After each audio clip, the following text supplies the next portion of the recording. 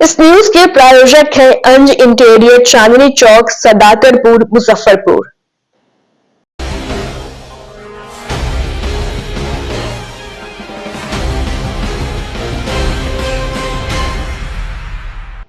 नमस्कार, स्वागत है आपका टेन न्यूज में और दिन भर की तमाम अहम खबरों के साथ मैं हूं आरती सिंह। आगे बढ़ने से पहले आइए नजर डालते हैं आज की खास खबरों पर।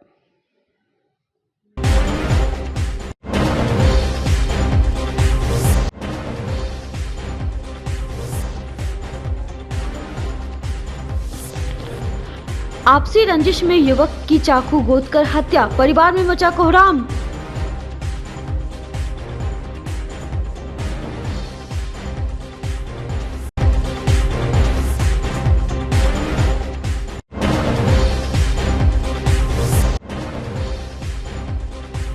ससुराल में दामाद की संदिग्ध मौत, परिजनों ने बताई हत्या की आशंका, पुलिस कर रही है मामले की जांच।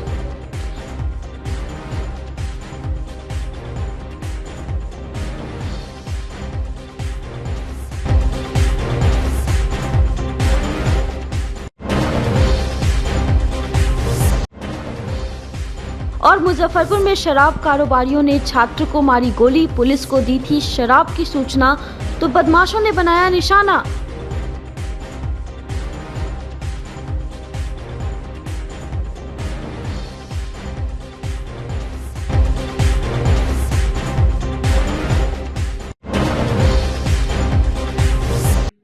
तो ये थी सुर्खियां और अब खबरें विस्तार से। मुजफ्फरपुर में आपसी विवाद में एक युवक की चाकू गोदकर हत्या कर दी गई। इस वारदात के बाद इलाके में सनसनी फैल गई है। घटना सरैया थाना क्षेत्र के सिवड़ी गोपीनाथ गांव की है। सूचना पर प्रशिक्षु आईपीएस सह थानाध्यक्ष सरैया गरिमा, अपर थानेदार राजपत, जैतपुर थानेदार कुंदन कुमार दलबल के साथ मौके पर पहुंचे। एफएसएल की टीम को भी बुलाया गया जो पूरी घटनास्थल की जांच की। मृतक की पहचान विजय सहनी का 30 वर्षीय पुत्र विकास कुमार के रूप में हुई है। विकास अपने परिवार का इकलौता बेटा था। बताया जा रहा है कि गुरुवार की दोपहर मृतक विकास और पड़ोस के रहने वाले दीपक सहनी ने ताड़ी की दुकान में बैठकर एक साथ खाया पिया। इसी दौरान दोनों के बीच कुछ विवाद हो गया। तभी दीपक ने चाकू लाकर विकास पर हमला कर दिया। आरोपी ने विकास के पेट के साइड में चाकू गोद दिया, जिससे विकास की मौत हो गई। इकलौते बेटे की मौत से परिवार में कोहराम मचा हुआ है। फिलहाल पुलिस आरोपी की तलाश में छापेमारी कर रही है।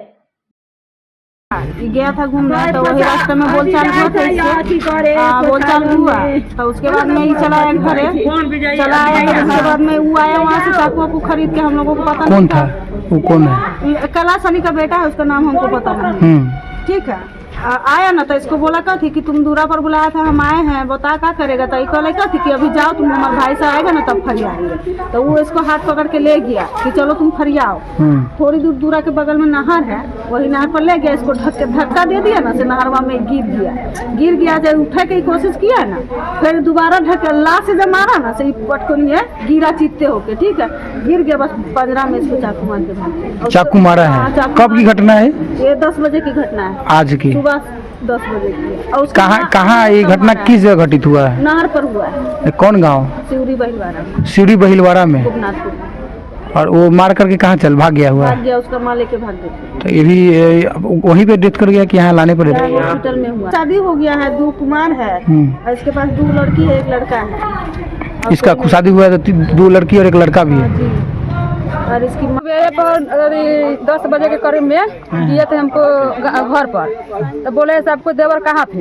हमको तो देवर जाते अपना ससुराल है छपरा जिला, तो नहीं उसको मारेंगे हम। वैसे तो काहे मरबो हो सकती है, कथी भेल तो नहीं उसको आज हम तो पूरा मर्डर करेंगे। हम इतना अथी थोड़े ना से तू मार देवा हो। हम कह के हम उन्हें चल गए हैं। किस कारण से? कोई कारण बताया होगा ना कि हमारा ऐसे कर दिया वैसे कर दिया? नहीं, हमको नहीं बताया, खाली पूछे ऐसे कहाँ है, तुमको घरे आए हैं? नहीं, हमको घरे तो नशा में था क्या? कोई सही था? नशा भी करता है? नहीं, वो नहीं पिए थे। नहीं, जो मारने वाला है वो? हाँ, वो पिए। कौन लड़का था वो? कैलाश सनी के बेटा पंकज बा। पंकज नाम है उसका। वो नशा भी करता है? हाँ, 12 2 भाई थे, अब दोनों दम पी ले। दोनों पी करके आया है? हाँ, आए गोटा मार दिया है, गोटा गाड़ी लेके भागी है। गाड़ी बाइक से आयल था? हाँ, बाइक से तो दूरा एक पर जन लगा खींच लगा कर, बाइक। और वो नहर बोलता है ना, हाँ। नहर पर लेके मार दिया है। तो वो एड्रेस आप ही से पूछा है पहले? हाँ? वो पता आप ही से पूछा है कि वो कहाँ है? देवर कहाँ है? हमको देवर छपरा है, यहाँ पे नहीं है। तो हम उसको आज मारेंगे। हमको ऐसे तो वो कोनो काम कर है तो मार कैसे दो अपने ससुराल है। यहाँ हम नहीं सोचे थे, तो यहाँ आए थे। हम तो जाने से बाहर है आपको ससुराल। जानकारी भी नहीं था कि आपको तो जब उसको बाहर नहीं जाता, चचेरी भाभी हैं आप? हाँ, जब उसको बाहर रोते कि आया, हमको भैया के मार दिया, भाभी चलो, तब हम दौड़ते आए हैं। तो आप देखे हैं कि वो मार कर भाग रहा पहले था? भाग रहे थे, उसको पकड़ने की कोशिश आप लोग नहीं किए? मतलब कि हम लोग आते तले उन तीनों बेटा मतारी भागिए थे। उसकी मम्मी भी आयल था उसका? हाँ, उसको मम्मी भी याद। उसके दोनों भाई और उसका माँ दोनों आयल थे? मम्मी चक्कू भाग रहा था, चक्कू भाया तो उसकी माँ छुड़ा रही थी? हाँ, छोड़ा रहे। और उसको छोटा भाई जो है से बैग लेके भाग रहे थे। वो भाग रहा था। हाँ। तो छोटा भाई का क्या नाम उसका है? उसको छोटा भाई के नाम है मंगर, नाम है क्या? मंगर। मंगल। वो भी मैंने सूर्य गोपनाथपुर का है? दोनों भाइये थे। सीक्वेंस ये है कि 11 बजे के अराउंड जो विक्टिम है, जिनका नाम विकास सहनी है, उनकी न्यूज़ आई थी कि उनको शायद चाकू से मारा है किसी ने। तो अभी जो प्रिलिमिनरी इंक्वायरी में पता चला है कि पंकज सानी करके हैं, वहीं गांव में 500 मीटर दूर रहते हैं उनके घर के पास से। तो उन्होंने चाकू घोंपा था और हॉस्पिटल लेके जाने के क्रम में उनकी मृत्यु हो गई। क्या कुछ मामले में किसी को डिटेन भी किया गया है क्या? अभी तक डिटेन नहीं किया है, अभी वो भाग गए हैं। तो हम कोशिश कर रहे हैं कि उनको पकड़ा जाए। रात को देखेंगे कि गिरफ्तारी के लिए? जी, वही कोशिश करेंगे कि अभी उनकी फैमिली के भी सभी लोग भाग गए हैं। तो जैसे पता चलेगा वैसे ही हम इन्फॉर्म भी करेंगे। जो उपयोग में जो वेपन हुए हैं, उपयोग में जो चाकू की बात बता रही है, चाकू बरामद हुआ है? अभी तक वो मिसिंग है और हम इंक्वायरी कर रहे हैं। इन्वेस्टिगेशन अभी जारी है। हत्या का मुख्य कारण क्या पता चल रहा है? अभी तक प्राइमा फेसी तो यही पता चल रहा है कि गाली गलौज हुई थी। कुछ ये भी सुनने में आ रहा है कि उनका कुछ विवाद था पहले से ही, क्योंकि जो विक्टिम है वो कल रात को ही दिल्ली में बोल रहे हैं लोग काम करते हैं, या हरियाणा में हिसार करके जगह है, वहाँ पर लेबरर का काम करते थे। तो वो कल रात को ही आए थे और सुबह यही घटना हुई है। तो वहीं पे बैठे हुए थे ये लोग, गाली गलौज हुई है। और जिन्होंने जो अटैकर हैं वो थोड़ा मतलब अग्रेसिव या वैसे से हैं, तो उन्होंने गाली गलौज के उसमें एकदम। मुजफ्फरपुर में ससुराल में दामाद की संदिग्ध मौत हो गई। दामाद का फंदे से लटका शव मिलने के बाद इलाके में सनसनी फैल गई। घटना अहियापुर थाना इलाके के कोल्हुआ पैगंबरपुर की है। घटना की सूचना मृतक के परिजनों ने पुलिस को दी, जिसके बाद पुलिस मौके पर पहुंचकर मामले की छानबीन शुरू की। साक्ष्य इकट्ठा करने के लिए पुलिस ने एफएसएल की टीम को बुलाया। टीम ने मौके से कई साक्ष्य को इकट्ठा किया, जिसके बाद पुलिस ने शव को कब्जे में लेकर पोस्टमार्टम के लिए एसकेएमसीएच भेज दिया है। मृतक के परिजनों ने ससुराल वालों पर युवक की हत्या का आरोप लगाया है।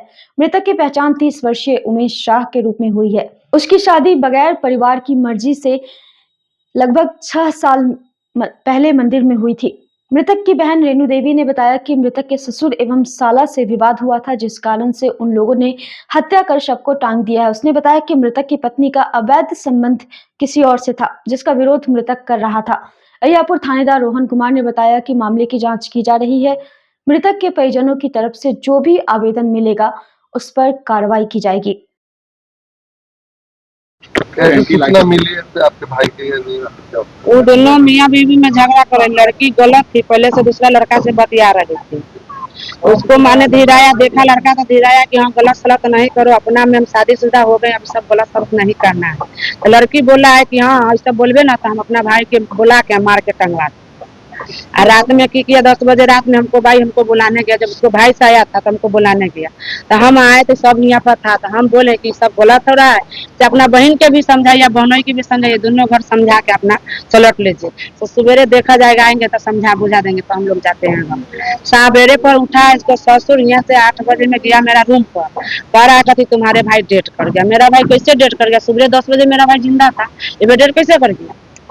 क्या वजह था जो भाई आप लोग के साथ में नहीं रहता? भाई सास ससुर के साथ में रहता था, हम लोग के साथ में नहीं रहता था। कहता था एक ठन रहना ठीक नहीं होता है। हम बहन पहले पारिवारिक विवाद नहीं, अलग अलग कमाते हैं। पहले शादी हुई थी, बड़का लॉकडाउन नहीं था, वही पर शादी हुआ था मंदिर में, शनि मंदिर में। तो देखे हैं कि डेट किया हुआ है। भाई रहता था सास ससुर के जोड़े, सास था, उसका ससुर था, अपना और परिवार वो के अपना परिवार के जोड़े रहा था। अच्छा, आप लोग के साथ में क्यों नहीं रहते? मेरे साथ पापा का शादी, पापा को डेथ किया, मेरे शराब साथ हो गया, सब शराब पता हो, पापा का पापा मेरा के 8 डेढ़ साल 8 साल हो गया, तो हो गया। ओकरा बाद सब अपना अपना परिवार के लेके अपना अपना डेरा अपना लेके अपना कमाता है, खाता है। बैरिया फील्ड में एक सूचना मिली कि उमेश शाह नाम का आदमी फांसी से लटका हुआ है। घटनास्थल पर हम लोग पहुंच के एफएसएल टीम को बुलाकर जांच कर रहे हैं। शव को भी एफएसएल टीम के जांच के बाद हम लोग पोस्टमार्टम कराएंगे, फिर जो विधि सम्मत हुई कार्रवाई की पहचान हो गई। युवक उमेश शाह नाम का है। पर्सन जिसके क्या लग रहा है, पर्सन क्या बोल रहे हैं? परिजन आरोप लगा रहे हैं इसके पत्नी और सास ससुर पे। मुजफ्फरपुर में शराब माफियाओं की दबंगई का एक खौफनाक मामला सामने आया है। कांटी पानापुर थाना क्षेत्र के रेपुरा हाई स्कूल के पास युवक आशुतोष कुमार को शराब कारोबारियों ने गोली मार दी। गोली उसके दाहिने पैर में लगी, जिससे उसकी हड्डी टूट गई। फिलहाल उसका इलाज शहर के एक निजी अस्पताल में चल रहा है, जहां उसकी हालत खतरे से बाहर बताई जा रही है।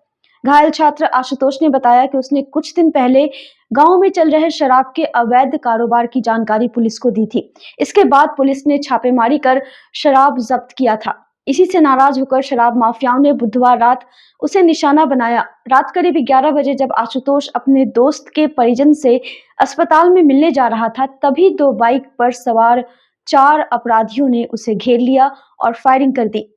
गोली उसके पैर में लगी, जिसके बाद आरोपी फरार हो गए। स्थानीय लोगों ने फौरन पुलिस को सूचना दी और घायल को अस्पताल पहुंचाया। घटनास्थल से पुलिस को 4 खोखे भी मिले हैं, जिससे यह साफ होता है कि हमलावर उसे मारने की पूरी तैयारी में थे। इस वारदात के बाद इलाके में दहशत का माहौल है। ग्रामीण एसपी विद्यासागर ने बताया कि पुलिस ने जांच शुरू कर दी है। घायल ने कुछ संदिग्धों के नाम बताए हैं, जिनकी गिरफ्तारी के लिए छापेमारी जारी है। जल्द ही सभी आरोपियों को पकड़ लिया जाएगा। रात को जा रहे थे हम ब्रह्मपुरा, दोस्त की एक बेटी हुई है बथुआ नर्सिंग होम में, वहीं जा रहे थे मिलने। तो हमारा पीछा किया गया रेपुरा से, रेपुरा स्कूल पर पकड़ लिया गया था। 2 गाड़ी से 4 आदमी थे, लल्लू, कल्लू, सरस्वती, प्रिंस। पकड़ के 4 राउंड गोली चलाई, 1 राउंड मेरे गोड़ पे पैर में लग गए। अच्छा, अब करके किधर भागा? भाग गया रेपुरा की ओर। फिर कहाँ हमला किया आपने? 3 दिन पहले वो लोग का दारू जा रहा था, हम पकड़वा दिए थे पानापुर में। अच्छा, कितना दारू? 16 कार्टून। उसके साथ आदमी पकड़ाया था कोई? 1 आदमी की गिरफ्तारी हुई थी। तो वो लोग धमकी दिए थे, चढ़ के दूरा पर मार देंगे, ये वो बहुत। तो हम लोग रिपोर्ट कराए थे थाना में। कौन थाना में? यहाँ कर्जा में करवाया। पानापुर में वो लोग पकड़ाया था। चलाती लोग प्लानिंग किया?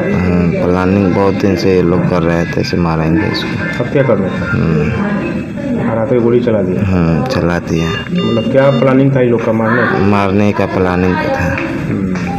ये लोग को लगा मर गए, गिर गए, तो ये लोग भाग गया। गोली सिर में भी मार सकता था? 4 राउंड चलाया। और गोली चला था, आप मतलब गिर गए नीचे? हाँ, पैर में लगा, हम गिर गए। बाइक पे थे? हाँ। सब मार के भागा? सब मार के भाग गया, फिर उसी ओर रेपुरा की तरफ। कहीं ना कहीं जान को खतरा है? जान को खतरा तो है। मारने की धमकी मिली है, फिर से कर सकते वो लोग। गिरफ्तारी वो लोगों को हम चाहते हैं। गिरफ्तारी होनी चाहिए। हाँ। ये कांटी में कल गोलीबारी हुई है, जिसमें कि जो विक्टिम है उसके पैर में गोली लगी है। तो जैसा वो बता रहा है कि मैं अपने पत्नी को हॉस्पिटल ले जा रहा था, इसी क्रम में वो नेम्ड भी किया है, अभियुक्तों का नाम बताया है। इस पर हम लोग आवश्यक कार्रवाई कर रहे हैं। घटना के पीछे का कारण क्या है? जैसा बताया जा रहा है, पीड़ित द्वारा बताया जा रहा है कि चूँकि पानापुर करियात में कुछ दिन पहले 100-150 लीटर शराब पकड़ाया था, और जिसका पकड़ाया था वही लोग का नाम भी दिया है। और वो बता रहा है कि इसीलिए हमको, चूँकि हमने सूचना दी थी, इसलिए हमको डराने के लिए गोली मारा गया। क्या विक्टिम भी जो है वो शराब के कारोबार से? अभी ये तो अनुसंधान के बाद पता चलेगा। पुलिस को सूचना देने पर फायरिंग किया? पुलिस को जो सूचना दिया, जिसके आधार पर पानापुर करियात में 100-150 लीटर शराब बरामद हुआ था, तो उसका कहना है कि चूँकि हमने दिया है, सूचना दिया, और जिसका वो शराब था उसी ने हमको गोली मारा है। हम अनुसंधान कर रहे हैं, हो सकता है कि यह घटना सत्य भी हो, असत्य भी हो सकता है। मुजफ्फरपुर के कांटी थाना हाजत में हुए बाइक लूट व आर्म्स एक्ट के आरोपी युवक आनंद कुमार उर्फ शिवम की मौत मामले में थानेदार सुधाकर पांडे समेत 3 पर हत्या की प्राथमिकी दर्ज की गई है। शिवम की मां रिंकू देवी की लिखित शिकायत पर यह एफआईआर 9 फरवरी को दर्ज की गई है। इसमें थानेदार के अलावा दारोगा एसके सिंह व थाने के प्राइवेट मुंशी सहचालक रघु पासवान को नामजद आरोपी बनाया गया है। प्राथमिकी में रिंकू देवी ने बताया कि उसके पुत्र आनंद कुमार उर्फ शिवम को 3 फरवरी की रात 10:30 बजे कांटी थानेदार व उनकी टीम उठाकर ले गई। उसको कहा गया कि अगले दिन थाने में आकर मिलो। अगले दिन 4 फरवरी को जब वह थाना पहुंची तो देखा कि उसका बेटा हाजत में बैठा हुआ है। नजदीक गई तो बेटे ने कहा कि बड़ा बाबू समेत अन्य कर्मियों के द्वारा उसको बुरी तरह से मारा पीटा गया है। जब वह थानेदार से मिलने गई तो उसको डांटकर भगा दिया गया। वह 5 फरवरी को और लोगों के साथ थाने पर गई। थानेदार व दारोगा इसके सिंह उसको बेइज्जत करके थाने से भगा दिया। मेरे पुत्र को काफी देर शाम में कोर्ट ले जाया गया, फिर शाम में उसको वापस लाकर हाजत में बंद कर दिया गया। 6 फरवरी की सुबह में किसी ने सूचना दी कि आपके पुत्र की हत्या करके शव को थाने की हाजत में लटका दिया गया है। जब वह थाने पर आई तो देखा कि उसे पूर्ण विश्वास है कि थानेदार सुधाकर पांडे, दारोगा एसके सिंह और थाने के प्राइवेट मुंशी इस घटना में शामिल हैं। ग्रामीण एसपी विद्यासागर ने बताया कि एफआईआर कर मामले की जांच शुरू कर दी गई है। मृतक की मां है रिंकू देवी, उन्हीं के बयान पर कांड दर्ज कर लिया गया है और अनुसंधान किया जा रहा है। उस जो आवेदन दिया गया है उसमें थानाध्यक्ष और अन्य पदाधिकारियों पर, एक प्राइवेट मुंशी रघु, इन 3 लोगों पर, एक अन्य अधिकारी एसके सिंह का नाम लिया गया है आवेदन में।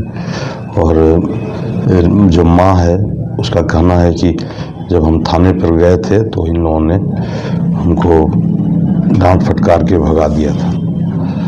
और इनका कहना है कि मेरे बेटे की हत्या में ये तीनों लोग जिम्मेवार हैं। तो हम लोग कांड दर्ज कर लिए हैं और अनुसंधान कर रहे हैं। अज्ञात लोगों के खिलाफ क्या प्राथमिकी दर्ज पुलिस? हाँ, ये मुख्य रूप से 3 लोग इसमें हैं, जैसे आवेदन के अनुसार। पुलिस की ओर से कितने लोग? पुलिस की ओर से भी सर पुलिस पर आरोप क्या लगाए गए थे उसमें? अभी तक जो केस दर्ज किया गया उसमें भी क्या? पुलिस पर आरोप यह था कि हत्या इन्हीं लोगों ने हत्या किया है। 3 लोगों का नाम बताया गया था, जिसमें प्राइवेट मुंशी रघु और एक अधिकारी एसके सिंह और तीसरे जो थानाध्यक्ष हैं इन पर।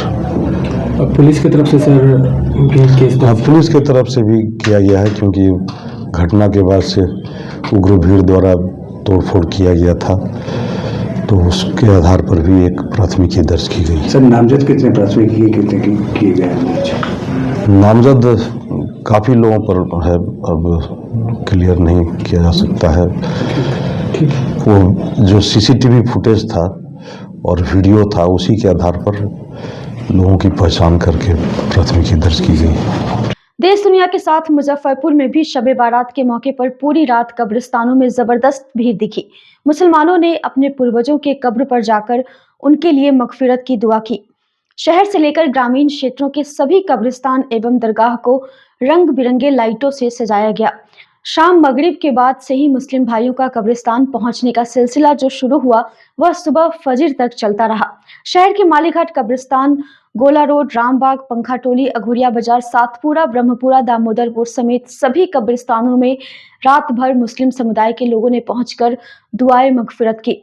शब बारात के लिए इस्लाम में कहा जाता है कि इस रात को की जाने वाली हर जायज दुआ को अल्लाह जरूर कबूल करते हैं। इस पूरी रात लोगों पर अल्लाह की रहमतें बरसती हैं, इसलिए मुस्लिम समुदाय के लोग रात भर जागकर नमाज और कुरान की इबादत करते हैं। शब बारात की रात की अहमियत का अंदाजा इस बात से लगाया जा सकता है कि हदीस में इनके गुनाहों से निजात पाने और दुआएं कबूल होने की रात बताया गया है।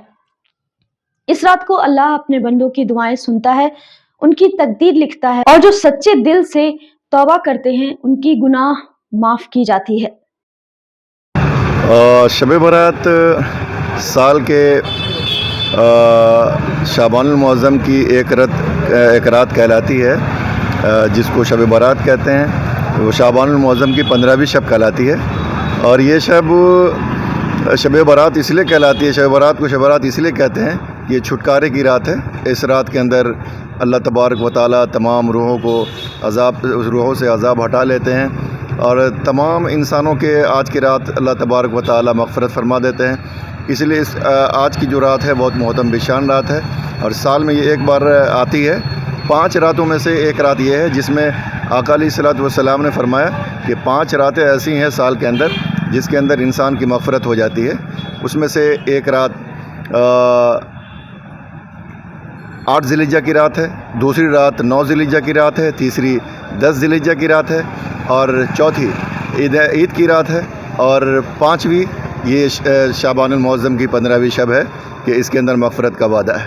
रोज़ा वगैरह भी रखने का ये सैयदना इमाम अली रज़ियल्लाहु ताला अन्हु ने फरमाया आज के मुतालिक कि जब शाबानुल मुअज़्ज़म की 15वीं शब पाओ तो उसके अंदर 2 काम करो। एक काम तो रात में क़याम करो, यानी क़याम का मतलब ये कि रात के अंदर अल्लाह का ज़िक्र करो, इबादत करके इस पूरी रात को गुजारो और दिन के अंदर जो कल होकर के दिन आए उसके अंदर रोज़ा रखो। इसकी वजह से तुम्हारी ज़िंदगी के तमाम गुनाह माफ़ हो जाएंगे। अपने पूर्वजों के कब्र पर जाने का क्या है ये? कब्रिस्तान तो ऐसे भी सुन्नत है, आका अलैहिस्सलातु वस्सलाम की कब्रिस्तान जाना चाहिए और कब्रिस्तान जाने से मौत याद आती है। एक मौके पर आका अलैहिस्सलातु वस्सलाम ने फरमाया कि फ़ज़ूरु क़ुबूरकुम फ़इन्नहा तुज़क्किरुल मौत, कब्रिस्तान जाया करो इसलिए कि उससे मौत याद आती है। तो अपने पूर्वजों के लिए भी और ख़ास तौर से उन लोगों के लिए जिनका कोई वारिस दुनिया में नहीं है उनके लिए मग़फ़िरत के लिए दुआ करनी चाहिए और तमाम मोमिनीन जो भी कब्रिस्तान जाते हैं छोटे बड़े सब मर्द की शक्ल में, उन तमाम लोगों को अपने कब्रिस्तान पे या जहाँ जिस इलाके में रहते हैं उस इलाके के कब्रिस्तान पे जाके अपने मुर्दों के अपने ख़ानदान के लोगों के लिए जो मग़फ़िरत की दुआ करते हैं उसके साथ साथ तमाम आलम के मुसलमानों के लिए, तमाम आलम के मोमिनीन के लिए भी मग़फ़िरत की दुआ करनी चाहिए।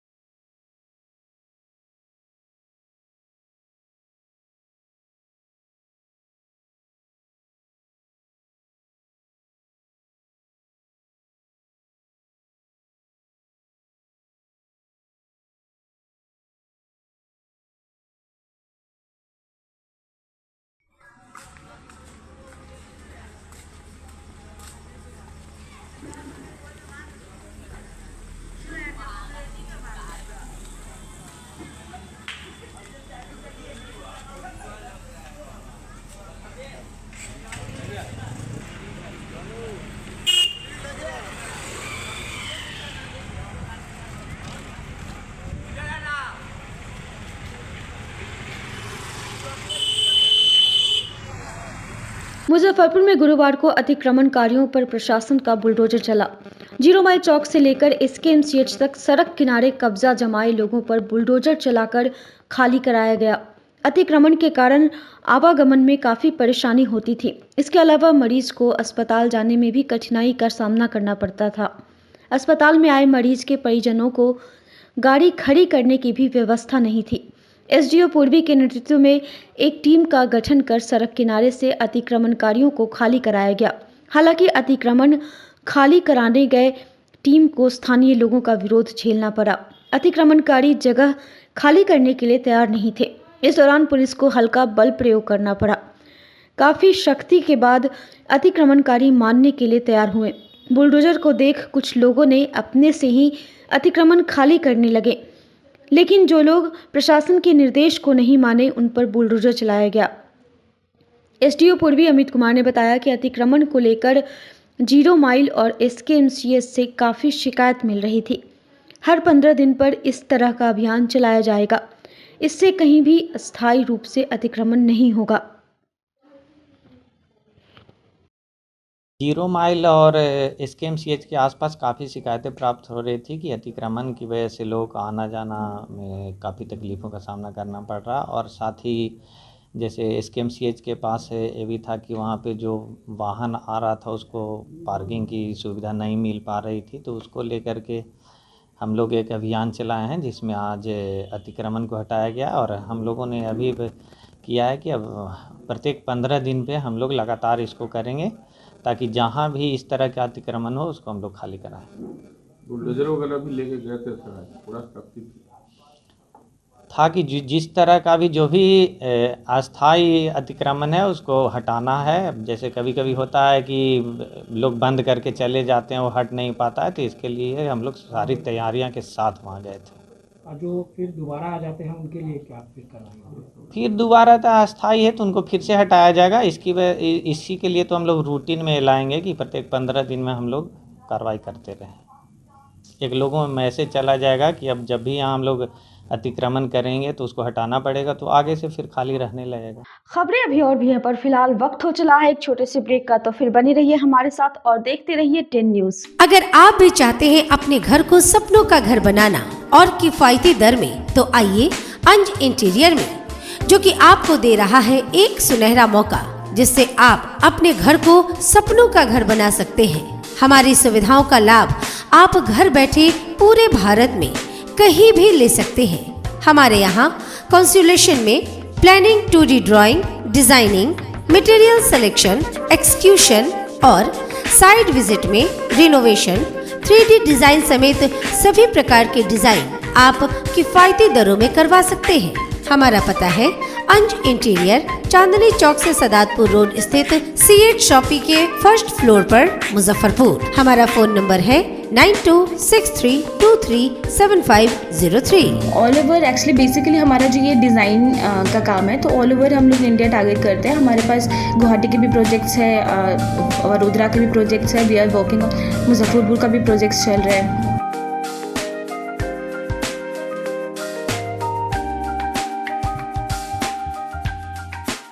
ब्रेक के बाद एक बार फिर आपका स्वागत है 10 न्यूज में, और अब बढ़ते हैं अगली खबर की ओर। मुजफ्फरपुर में बीते 6 महीने पहले 14 सितंबर 2023 को गायघाट, बेनीबाद के मधुरपट्टी और बभनगामा स्थित बागमती नदी में दर्दनाक नाव हादसा हुआ था। इसमें नाव सवार 32 लोग डूब गए थे। इसमें स्कूली बच्चे भी शामिल थे। स्थानीय लोगों और पिंटू ने मिलकर 20 लोगों की जान बचाई थी। इस दौरान पिंटू खुद की जान गंवा बैठा था। इसके बाद से उसे मरणोपरांत जीवन रक्षा पदक देने की मांग की जा रही थी। अब जाकर गायघाट प्रखंड की बलौर निधि पंचायत के भटगामा के रहने वाले पिंटू सहनी को उनकी वीरता और बलिदान के लिए मरणोपरांत जीवन रक्षा पदक से सम्मानित किया जाएगा। केंद्र सरकार ने इसकी घोषणा कर दी है। सम्मान पाने की खबर से परिवार ही नहीं बल्कि गांव में गर्व और खुशी का माहौल है। भारत सरकार के गृह सचिव गोविंद मोहन IAS के द्वारा जारी पत्र के अनुसार राष्ट्रपति द्वारा पिंटू सहनी को मरणोपरांत सर्वोत्तम जीवन रक्षा पदक से सम्मानित किया जाएगा। यह पुरस्कार उन्हें जीवन रक्षा के कार्य में प्रदर्शित अदम्य साहस के लिए दिया जा रहा है, जिसमें उन्होंने अपने प्राणों की आहुति दे दी थी। देश की राष्ट्रपति की ओर से यह पुरस्कार बिहार सरकार द्वारा उनके स्वजन को प्रदान किया जाएगा। आपको बता दें कि नाव दुर्घटना के बाद इस नदी पर अब पुल बनाने की भी स्वीकृति मिल चुकी है।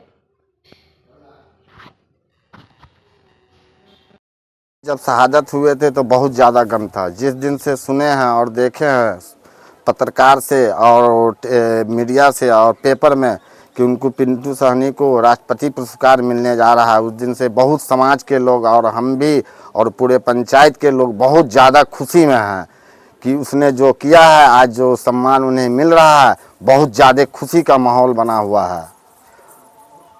परिवार कैसा था पिंटू, क्या किया? बहुत अच्छे लोग थे।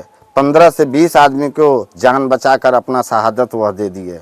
सीख लेनी चाहिए कि ऐसा ही होना चाहिए। अगर किसी को किसी तरह का कष्ट हो तो अपना शहादत दे के जान बचाना चाहिए और कोशिश हर लोगों को रहना चाहिए। मानवता के नाम पर जो पिंटू को जो सम्मान दिया जा रहा है, मैं भारत के गृह मंत्री को बहुत धन्यवाद देता हूं और तमाम लोगों को धन्यवाद देता हूं जो इस लड़ाई में साथ दिए हैं।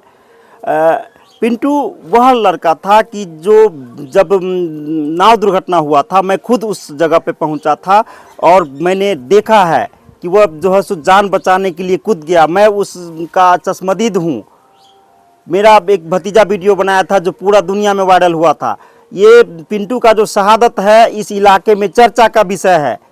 यहाँ तक लोग कह रहे हैं कि पिंटू ने 15 से 20 लोगों का जान बचाया था और यहाँ के लोग यह दावा कर रहे हैं। तो मैं समझता हूँ कुछ न कुछ तो है सच्चाई। और पिंटू ने जो शहादत दिया है, मैं समझता हूँ अपने देश के लिए और अपने ये समाज के लिए एक बड़ी बात है। जब भी दुनिया में मानवता की चर्चा होगी तो आपको पिंटू का नाम लेना ही होगा। यह हमारा जो सनातन संस्कृति है भारत का, वह दर्शाता है पिंटू का व्यवहार, पिंटू का सेवा, और इसको कभी भुलाया नहीं जा सकता। कौन सम्मानित करेंगे उनको? जी, भारत सरकार के तरफ से जो गृह मंत्रालय है उससे पत्र आया है, वहाँ से जो पत्र आया है उसमें ये पत्र में लिखा गया है कि बिहार सरकार के द्वारा ये जीवन रक्षक पदक दिया जाएगा, ऐसा उस पत्र में लिखा हुआ है। लड़का छाने गेले ना तब बाबा वही में बैठले रह गेले सर, बुझलिए। तकरा बाद कोई अल तो कथी दै छै, किछो दै छै। अब अहाँ लिए तो देख कर चल जाबे, घर द्वार देख 2 साल हो गए, कोई आदमी नेता लड़के है तो दुनिया में ककरो ना है जे औलाद जे मर जाए छै ना तो औलाद नहीं आवे छै। 4 लाख रुपया दे देलकै ना, वैसे हमरा किछो नहीं होय वाला है। वो 4 लाख रुपया हमर बउआ 1 महीना में कमा लेते, बुझलिए सर जी। मगर ऐसा नहीं होय छै। हमर बेटा के गोड़ टूट जेते ना तो हम मुसमात मान के ओकरा कमा के खियाती है, ओकरा सेवा करती है। मगर हमरा अच्छा नहीं ना होला हैं, केकरा पर हमरा सहन करिए। कमाए वाला हमरा दुनिया से समय कटावे वाला चल गेले, हम केकरा सहारा से जाई छी। अभी देखो कि मन खराब है, बुखार लगे है, बाजार ना लेकर आइली है। हमरा कथी दे सरकार, किछो देलक हैं? कोनो नेता आले हो तो ऐसा नहीं कहल के बेटा मर गेले तो हम किछो दे छिए, किछो देलका? 2 साल से हमरा किछो नहीं मिलल है। हम केकरा सहारा करू? हम अपना सहारा से कमा के खाई छी हैं। 4 गो बेटा होबा, 4 गो बेटा में हमरा कोनो नहीं कमा के दैया। हम अपना झेलाई छी दुख के, हमरा कोन दुख झेल ले। गर्व तो है ना आपको कि हमारा बेटा इतना काम किया? तो गर्व है ना। आई हमर बउआ रही तो हमरा ऐसे विपद नहीं पड़ी। कमिया बेटा चल गेला, हमरा दुख धो के चल गेल। क्या मांग करते हैं सरकार से? आपकी स्थिति बहुत खराब है। वो तो देखबे करे छे, अंदर जाके देखे ना कि कौन हाल है सर जी हैं। हमरा बउआ के पुरस्कार मिले वाला है, मिलते कि हमरा घर न है, हमरा एगो बेटा के नौकरी चाहिए। कथी कोनो बेटा हमरा तो कमा के खेबे ना करत हैं। हमरा कोनो बेटा कमा के खाए तो हमरा नौकरी चाहिए, हमरा घर चाहिए, हमरा खाए बिना मरै छी। हमरा कहाँ कहिया के एक बार 4 भेज दे छी कि मुसमात है कमाए वाला बेटा मर गेले से ता ना बुझते कि सरकार हमरा मदद करैया। सोना के बउआ चल गेला, वो 4 लाख रुपया पर भुला देलक। हमरा 4 लाख रुपया से हम भूले वाला बेटी नहीं छिए, बुझलिए ना। हमरा बउआ के गोड़ टूट जे तो कमा के हम खियाती, मगर बउआ चल गेले से दुनिया अनहार हो गेले। इतना सुंदर बउआ हम पोस पाल के जवान कली 22 साल के हमर दुनिया से चल गेल। हमरा कौन फायदा होल? सरकार रुपया दिलक 4 लाख पैसा, हम धनिक नहीं हो गेलिए, ओइ रुपया के घूर के नहीं देखे गेलिए। मुजफ्फरपुर में फेयर प्राइस डीलर एसोसिएशन ने गुरुवार को एसडीओ पश्चिमी श्रेया श्री के खिलाफ खुदीराम बोस स्थित स्मारक स्थल से आक्रोश मार्च निकाला, जो विभिन्न मार्ग होते हुए तिरहुत प्रमंडल के आयुक्त, एसडीओ पश्चिमी और जिलाधिकारी के कार्यालय के बाहर पहुंच जमकर प्रदर्शन किया गया। इस दौरान सरकार से एसडीओ पश्चिमी श्रेया श्री को बर्खास्त करने की मांग की गई। एसडीओ के खिलाफ जमकर नारेबाजी भी की गई। आरोप है कि नियम की अनदेखी कर 16 डीलर के दुकान की असंवैधानिक तरीके से लाइसेंस रद्द कर दी गई है।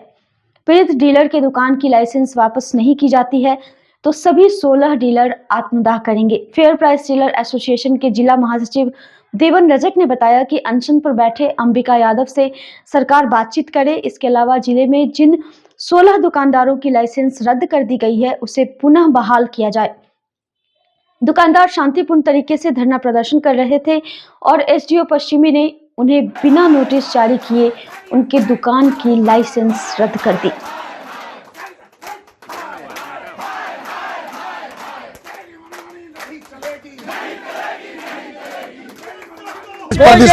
आज प्रदर्शन है हम लोगों ने किया है कि बिहार सरकार के समक्ष हमारा 8 सूत्री मांगे थी, जिसमें था कि हमारा परिवार को 30,000 रुपया मानदेय तय कीजिए, अनुकंपा पर उम्र सीमा को हटाइए, हमारा साप्ताहिक छुट्टी दीजिए।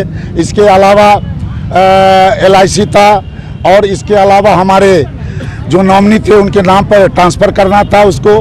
साथ ही जो हम लोग वितरण करते हैं 2 किलो वह वितरण में घट जाता है, उसको छीलन या हैंड लॉसिंग के लिए आप हमको इन मांगों को लेकर हमारे अमिका बाबू पटना के गर्दनी बाग में बैठे हुए हैं और आज 24वां दिन होने जा रहा है। उनके द्वारा, बिहार सरकार द्वारा कोई सकारात्मक पहल नहीं किया गया। इसी बीच में एसटीओ पश्चिमी के द्वारा दादागिरी दिखाते हुए एसटी पश्चिमियों को नियम का ज्ञान नहीं है और बिना ज्ञान है, बिना कारण पुष्ट किए हुए, और ये हम लोग के दुकानों को 17 दुकानों 16 दुकानों को इन्होंने रद्द कर दिया है। जो लोकतांत्रिक है, उस लोकतांत्रिक को बहाल करने के लिए आज हम डीएम साहब और कमिश्नर साहब से गुहार लगाने आए हैं कि ऐसे एसडीओ, निकम्मा एसडीओ जिसको ज्ञान नहीं है, वो आज भी मतलब का बिना कारण का दुकान रद्द करते हैं। ऐसे लोग को भर्त्सना करते हुए कारण क्या बताया गया है? कारण को हम अपनी मांग के लिए, हमारा ट्रेड यूनियन एक्ट है, एक्ट ने लिखा है कि आप अपनी मांगों को शांतिपूर्वक धरना प्रदर्शन कर सकते हैं, लेकिन इनकी दादागिरी, एसटीओ के नशा में चूर, हम आईएएस हैं 101 जो बिहार के एसटीओ हैं, कहीं से कोई एक शोकज नहीं किया गया। ये एक बार तोप चला दिए हैं, तोप का जवाब तोप से दिया जाएगा ये एसटीओ महिला को। इसी के लिए आप डीएम साहब के यहाँ गुहार लगाने आए हैं। अगर ये नहीं माने तो एसटीओ पश्चिमी में पॉस मशीन जमा करेंगे और जिनसे इनको वितरण करवाना होगा करवा लेंगे। इसी के लिए हम लोग यहाँ पर आए हैं। इनकलाब जिंदाबाद में 4 जहाँ पर कोई मतलब नहीं है, कोई इनका पदाधिकारी नहीं गया। हम लोगों ने सेक्रेटरी को लिख के दिया है, डीएम साहब को दिया है, तमाम लोग को दिया है, लेकिन एसटीओ हैगा, एसटीओ मुर्दा। हिंदू रक्षा सेवा के द्वारा गुरुवार को मुजफ्फरपुर के आमगोला पड़ाव पोखर लेन नंबर 3 स्थित कार्यालय में संत शिरोमणि रविदास की जयंती समारोह का आयोजन किया गया, जिसमें उपस्थित लोगों ने उनके तैल चित्र पर पुष्प चढ़ाकर भावभीनी श्रद्धांजलि अर्पित की। सेवा के जिलाध्यक्ष पंकज चौहान ने कहा कि संत रविदास का जीवन संघर्षपूर्ण रहा है। उन्होंने स्वयं एक ऐसे शहर का निर्माण किया जहां जाति पाति भेदभाव से ऊपर उठकर एक समान रहा करते थे। वहीं सेवा के संयोजक राकेश पटेल ने कहा कि उनके प्रभाव से मीराबाई भी इनकी अनुयायी थी। वह एक महान संत व समाज सेवी थे। उन्होंने परस्पर मिलजुल कर रहने का उद्देश्य दिया। मौके पर रंजन ओझा, बसंत सिंह, सुबोध तुरहा, खुशबू कुमारी, छोटू दास, मोहित कुमार, उमेश राम सहित संगठन से जुड़े अन्य लोग मौजूद थे। हिंदू रक्षा सेना के तत्वाधान में संत शिरोमणि रविदास जी का जयंती हम लोग मना रहे हैं और बड़ी हल्लोल्लास के साथ मना रहे हैं। इस अवसर पर हमारे हिंदू रक्षा सेना के जो भी कार्यकर्ता पदाधिकारी गण आए हैं, उनके चित्र पर पुष्पांजलि कर रहे हैं, अर्पित करके उनको श्रद्धा सुमन अर्पित कर रहे हैं। और संत सामाजिक कार्यों में अच्छे रुचि लेने और समाज को अलग जगाने के लिए ही इनको संत की उपाधि दी गई थी। और समाज में इतना अच्छा काम किए, भेदभाव को मिटाए, ऊंच नीच जो भेदभाव चलता था समाज में, इसके हटाने के लिए इन्होंने अच्छा काम किया समाज में, इसलिए इन्हें संत शिरोमणि के नाम से उपाधि दिया गया। ऐसे महान और अच्छे व्यक्तित्व के संत श्री रविदास जी को हम इस अवसर पर, पुनीत अवसर पर उनको नमन करते हैं और उनके बताए हुए रास्ते पर हम लोग चलने का संकल्प लिए हैं कि कुछ भी हो, थोड़ा भी हो, लेकिन उनका एक अंश हम लोग के जीवन में भी पड़े, अच्छा प्रभाव पड़े, उनके जैसा महान हम लोग भी बने, हमारे बच्चे बने, हमारे समाज के लोग संत के रूप में काम करके समाज को अच्छा सेवा दे, अच्छा मौका दे, ताकि ये समाज में जो भेदभाव है उसको मिटाए।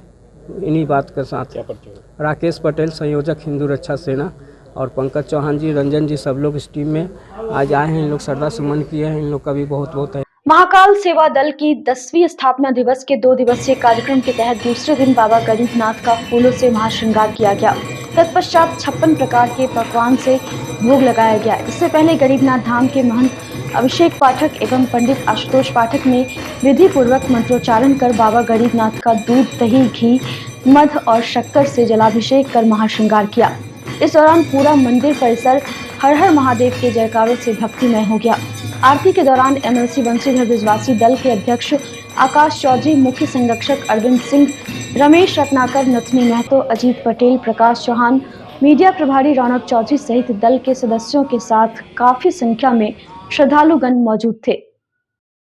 आज महाकाल सेवा दल का 10वां स्थापना दिवस अवसर से हम लोग सर्वप्रथम पहले आज सुबह में रक्तदान कराया गया महाकाल सेवा दल द्वारा, जिसमें 36 हमारे महाकाल सेवा दल के योद्धा ने रक्तदान किया। और अभी हम लोगों ने बाबा गरीबनाथ जी के दरबार में बाबा का भव्य श्रृंगार मंदिर के महंत आदरणीय अभिषेक पाठक जी के द्वारा विधिवत श्रृंगार किया गया है।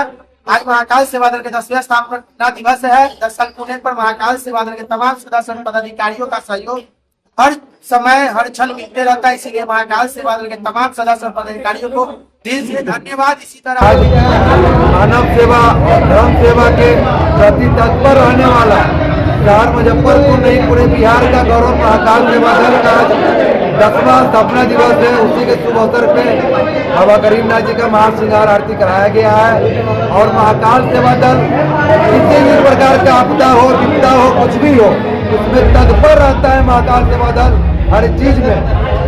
और लगभग 3 दिवसीय 4 दिवसीय कार्यक्रम इन लोगों का चल रहा है।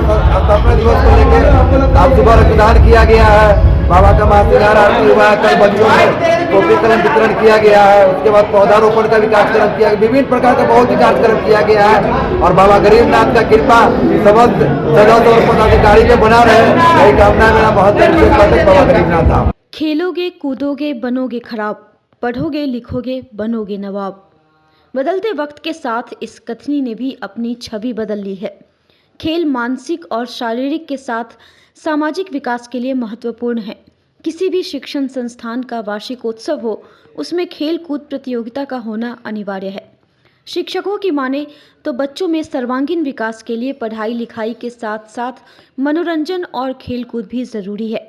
गुरुवार को मुजफ्फरपुर के पानापुर करियात स्थित saint Joseph senior secondary school में 10वीं वार्षिक खेलकूद प्रतियोगिता का आयोजन किया गया।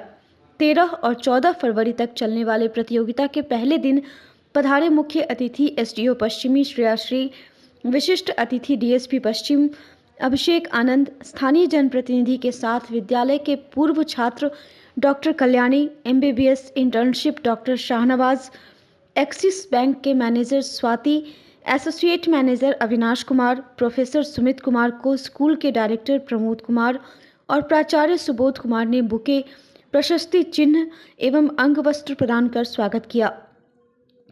मुख्य अतिथि एसडीओ पश्चिमी ने कहा कि आज हर विद्यालय को इस प्रकार का आयोजन प्रतिवर्ष करना चाहिए।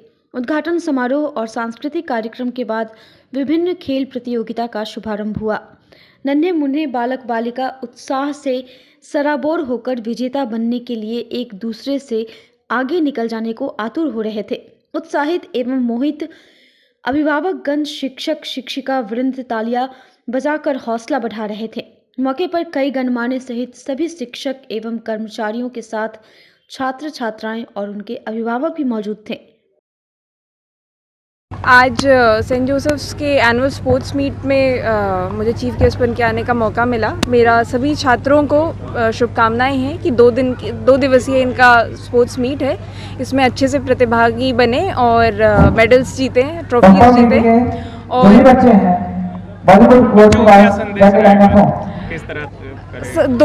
दो वैल्यूज़ जो सबसे इम्पोर्टेंट रहती हैं, एक परसिवरेंस हो गई और सेकंड क्यूरियोसिटी। मेहनत करते रहें, लगातार सतत मेहनत करते रहें, हर दिन पिछले दिन से बेहतर बनाना है। और क्यूरियोसिटी, सवाल पूछना कभी बंद ना करें, जिज्ञासा बनी रहनी चाहिए हमेशा। उसी से कोई भी व्यक्ति सीखता है और जब तक हम सीखते रहते हैं तब तक हम बेहतर बनते रहते हैं। देश के लिए, दुनिया के लिए हम बेहतर नागरिक बनते हैं और उसके विकास में सहयोग। मैं अभी बच्चे जो भी हैं उनको यही कहूँगा कि आप खेलें। खेल ज़िंदगी में बहुत कुछ सिखाती है और खेल में जो बच्चे जीत रहे हैं उनको और बेस्ट ऑफ लक कि आगे और बढ़े। जो नहीं जीत रहे हैं बेसिकली उनके लिए मैसेज ये रहेगा कि आप लगे रहें। आप एक फील्ड में नहीं दूसरे फील्ड में हैं और कोई एक फील्ड में अपना डेडिकेशन दिखाएं और गोल एक फिक्स करके उस पर फोकस करें। बच्चों के लिए यही कहना है कि अपने वैल्यूज़ को इम्पोर्टेंस दें, अपने माता पिता के संस्कार, अपने गुरुओं का सिखाया हुआ हर एक चीज़ पे अमल करें। बिकॉज ज़िंदगी में आपको वही चीज़ें आगे लेके जाती हैं और ज़िंदगी में जो भी निर्णय लें वो उस निर्णय पर अपना 100% दें। बिकॉज कोई भी चीज़ें ज़िंदगी में हर एक राह पे आपको बहुत सारे ऑप्शंस मिलेंगे, बट इस पे समय बिताना कि कौन सा ऑप्शन हम चूज़ करें। आपको जो ऑप्शन सही लगे उस ऑप्शन को चूज़ करें और उस पर अपना 100% डेडिकेशन के साथ काम करें और उसमें आप ज़िंदगी में ज़रूर सफलता प्राप्त करेंगे।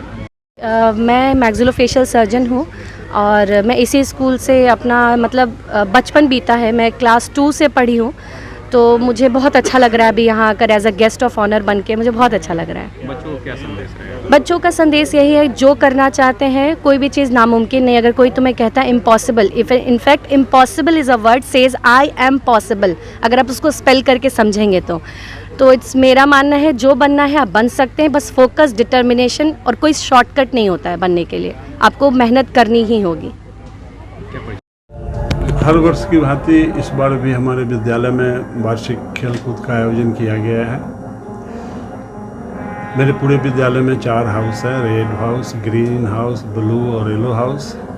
इनके बच्चे आपस में प्रतियोगिता करते हैं। छोटे बच्चों से लेकर बड़े बच्चों तक सबों के लिए अनेक प्रकार के इवेंट्स हैं। रेस है, वॉलीबॉल है, kabaddi, football, high jump, long jump, discus throw, javelin throw, यानी आज के युग में जो कॉमन गेम है वह सारे हमारे यहाँ उपलब्ध है। बच्चे साल भर खेलते कूदते रहते हैं, प्रैक्टिस करते हैं, कई जिला स्तर और राज्य स्तर प्रतियोगिता में भी भाग लेते हैं। सब उसके बावजूद हम सब लोग मिलकर एक साल में एक बार यह कार्यक्रम आयोजित करते हैं। उद्देश्य एकमात्र यही है कि अगर बच्चे पढ़ाई में बेहतर हैं तो वह स्वस्थ भी रहें, और स्वस्थ रहने के लिए खेलना कूदना, खुले वातावरण में घूमना जरूरी है। और आज के युग में पढ़ाई तो एक माध्यम है ही करियर बनाने का, खेल भी सरकार द्वारा प्रोत्साहित किया जा रहा है और ढेर सारे लोग खेल में ही अपना करियर बना रहे हैं।